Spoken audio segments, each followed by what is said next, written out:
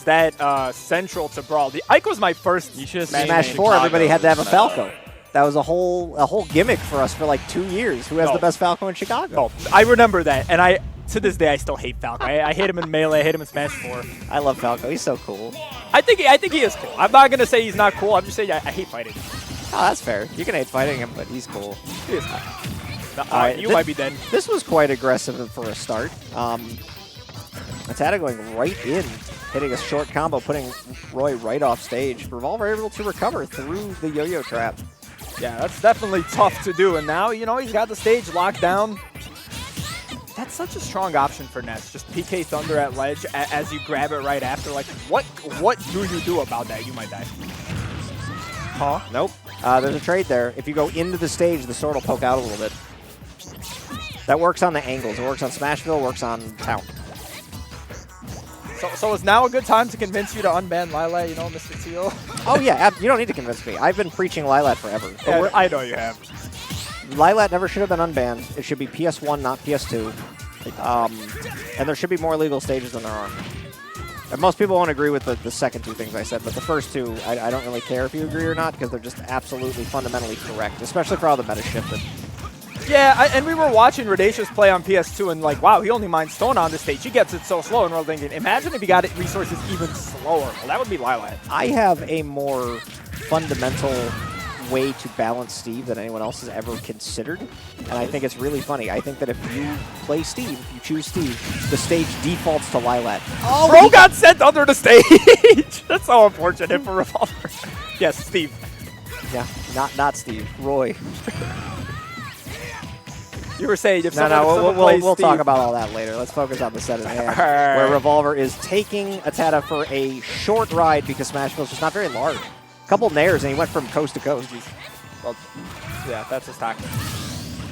It didn't matter. I mean, honestly, Revolver came through from the depths of hell so many times, and yet he's been sent there even more times. And he managed to make it back. There you go.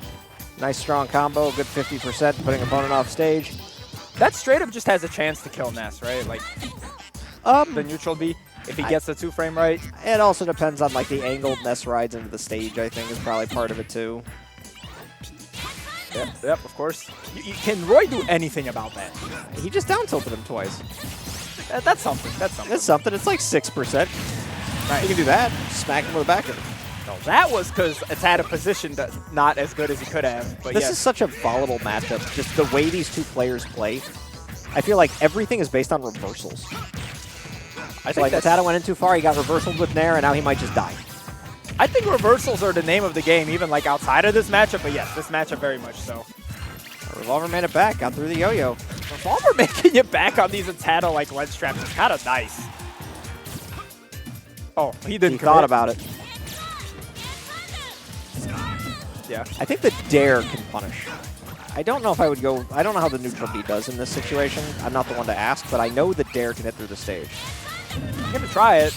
I think if it could hit, it would have there. That looked correct. I'm sure they both know if it hits or not, and it probably does, otherwise he wouldn't go for it so much. Side smart. No, you put him up there. And then you get yo-yo. He missed the one aerial off of the conversion and got reversal and died. And that's what both these players excel at so hard, is that when you have your opponent in disadvantage and you miss one piece of your combo, they will reversal you to a near death. So it's very scary to ever commit to a button against your opponent if you're either of these players. I think that's also just like the definition of high-level Smash in 2023. It's very advantage state-based. It's very reversal-based. You got Steve, Kazuya running the meta. Yeah, you make one mistake, you will pay dearly for it. And yeah, the don't get hit meta.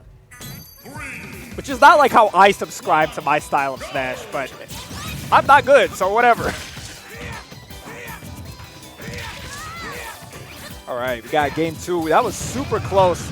Revolver's going to need a little bit more effort than that if he wants to reset the bracket. All right, up the out of shield.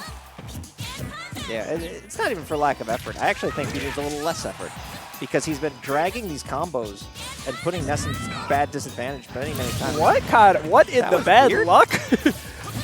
That's like the one spot in Smashville that Ness's giant Jimmy Neutron head could hit and not actually Magnet Hands the ledge. Right? That's so unfortunate for ATATA, but if you're a Revolver, we take those with a big grin on your face. Good down tilt. Love that. You want to go for different versions of your punish game. You want to put your opponent in situations where the DI mix-up might lead to more. Is that necessarily true? Like, it depends on the character. If you're Kazu, you're just punishing matchup. everything with electric wind gun. No. In this matchup, specifically. Like, with Roy, I mean, yeah, obviously, like, setting up for Jarrett ledge is great, but you have to get your opponent there.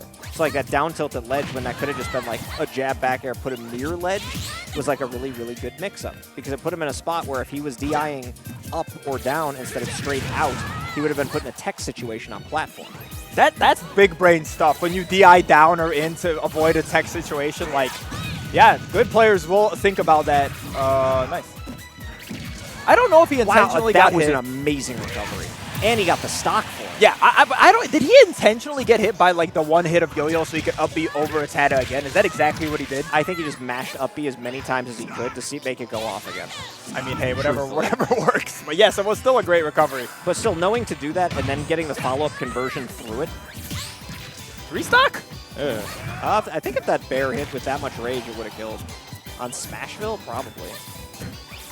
Yeah. I applaud these gentlemen for making the set take as not long as possible this late at night by picking the smallest stage with two of the most punish-based characters.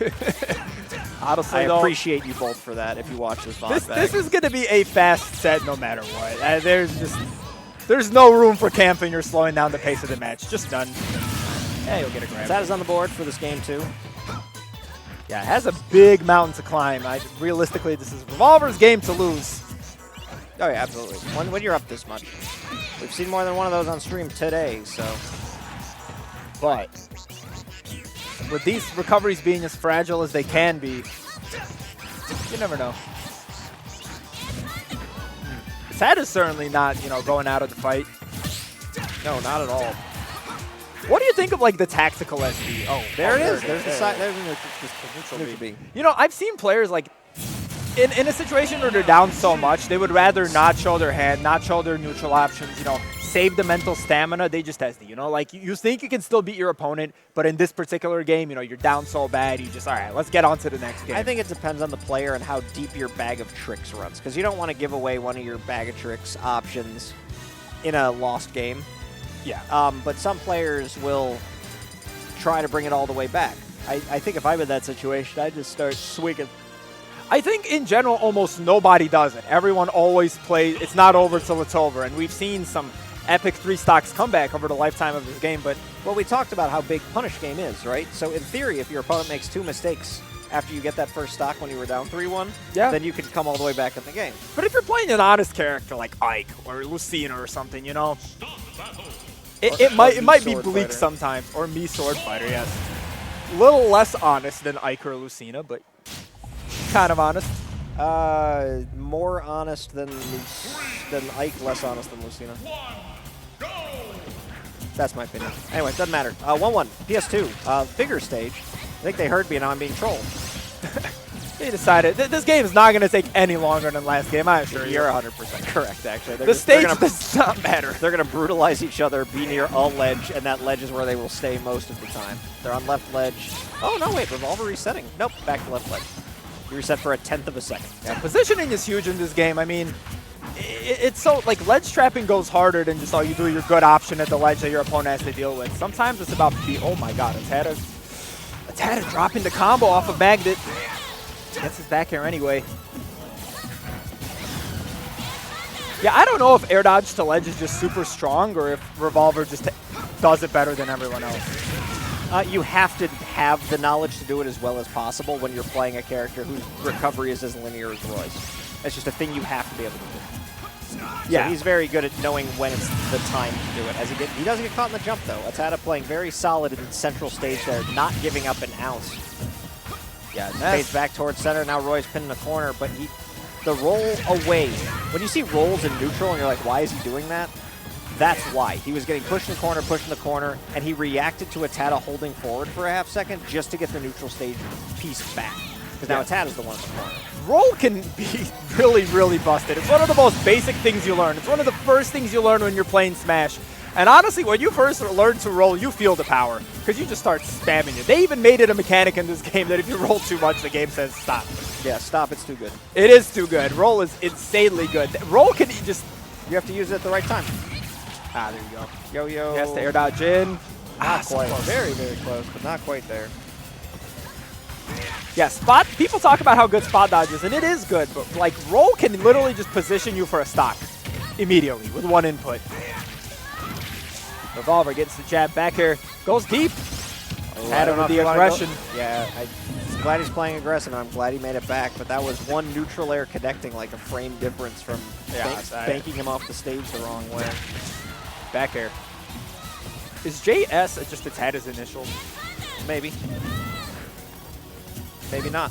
RC, Revolver Crom. There you go. Yeah, I'm not gonna answer that question. That's not for the populace. Fair enough. But yeah, some people they got some funny screen tags. I missed the champ.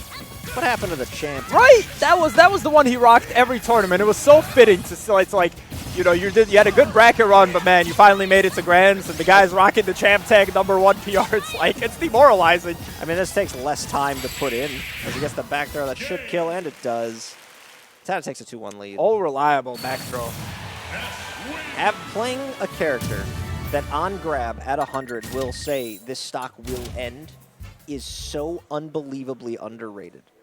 I've preached forever that there's a number of low tiers that don't have kill throws that if you suddenly gave them, not even a Ness power kill throw, but like a Mewtwo power kill throw. That's powerful. It's powerful. It's not Ness's strength. That's the best back throw in the game. Yes, except Incineroar with the range. But you give them like a top 5 kill throw in the game. But name a character who could really benefit from a kill throw. I literally main one.